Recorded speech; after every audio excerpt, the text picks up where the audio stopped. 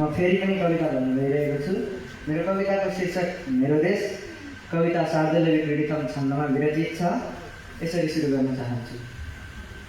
चुली उच्च हिमाल त्यो सगरमा हाँसिरहेका सही खेल्दै छन् झरना मिठा स्वर गरी माटो र ढुङ्गासँगै पाखा पर्वत कन्दरा र लहरा स्वच्छन्द यो भूतला प्यारो लाग्छ मलाई सुन्दर सरै नेपाल मेरो घर।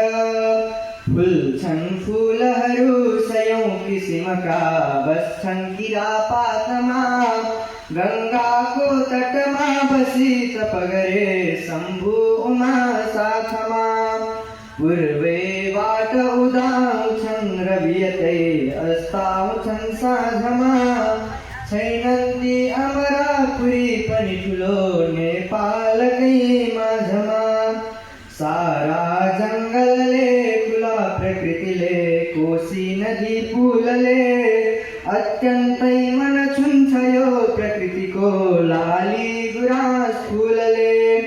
राम्रो स्वच्छ हराभरा जगतमा मेरो मनै हरहरा भन्छन् ती हिमशैलले पनि सधैँ नेपाल मेरो घर। रातो सूर्य र चन्द्र अङ्कित भई झण्डा सधैँ झुल्दछ आकाशैभर शान्तिका किरण ती छर्दै यहाँ भुल्दछ। यो छाती छ ठुलो छ शौर्य मुटुमा सानो भए नि थर छाती ठोकी मसानसँग भनुला नेपाल मेरो घर। यही प्यारो जगमा बसेर रमुला जानु छ खाडी किन आफ्नै हात छ पौरखी कृषक भए काटौँ यही जीवन। हुम्ला डोटी र बाजुरा सुदूर भए पुग्नु बढी मालिका हाम्रो देश सीमा बचाउन यहाँ आऊ महाकालिका। जाति धर्म अनेक छौँ तर यहाँ सद्भाव छर्दै बसौँ।